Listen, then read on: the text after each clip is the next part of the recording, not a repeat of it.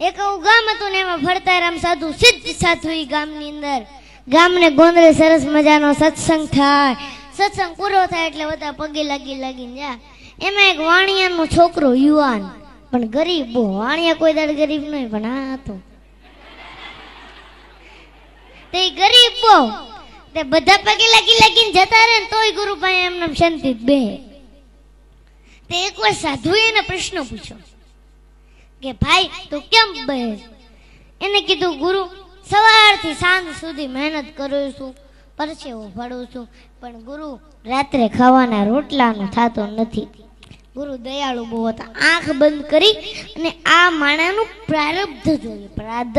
પ્રારબ્ધ મતલબ એનું ભાગ્ય જોયું. ભાગ્યમાં તો દેખાણું કે આની તો આખી જિંદગી દુઃખમય છે. આંખ ઉઘાડીને કીધું કે તારી તો આખી જિંદગી દુઃખમય છે, પણ જા 5 વર્ષ સુધી હું તને સુખી કરી શકું. 5 વર્ષ પછી આની આ પરિસ્થિતિ થઈ જાય. બોલ તારે મંજૂર છે? એને કીધું કઈ વાંધો નહીં ગુરુ, પણ આ સુખ મળ્યા પછી દુઃખ બહુ વહમું લાગશે, વિચાર કરી લે.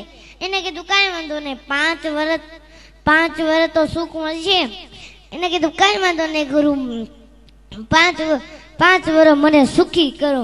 અને ગુરુએ 2 હાથ માથે મૂક્યા હો અને એટલું જ કીધું જા કાલથી તારા સુખના દિવસો ચાલુ, 5 વર્ષ સુધી તારે ત્યાં તન ખૂટશે નહીં, જા. અને જેવો જ ઘરે ગયો બીજે જ દાડે એને વિચાર આવ્યો કે ઘરની અંદર વાસણો જરા કેવા વધારે છે, લાઈન વેચી દઉં, વેપાર કરું. કોઈ સાધુના આશીર્વાદ ફળી જાય ને તો કઈ પૈસાનો ઢગલો નથી કરી જતા. એ બુદ્ધિમાં ક્લિક થાય અને બુદ્ધિમાં જે ક્લિક થાય ને એ સાચી પડે. ભગવાન બુદ્ધિ પ્રદાતા છે.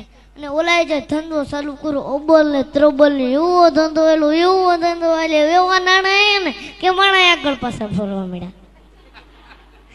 નાણાં આવે એટલે માણા આવે. અને પૂછ્યું કે ભાઈ તારે લગ્ન કરવા? તો કે હા લગ્ન તો કરવા. કહું કે છોકરી આપીને લગ્ન થઈ ગયા. અને પછી હું એક વાત તમને કહું ને, આપણે બધાને મગજમાં ઉતારવા જેવી છે. ઈ બાએ વિચાર્યું કે ભેગું કરવું જ નથી. હા સમજવા જેવી વાત, ભેગું કરવું જ નથી. કાશ હું એફડી કરીશ, આમ કરીશ, તેમ કરીશ, ફલાણું કરીશ, ઢીકડું કરીશ, તો એ મારા ભાગ્યમાં 5 વર્ષ પછી નથી. લાય આ પૈસાના માધ્યમથી પુણ્ય ભેગું કરી લેવા દે.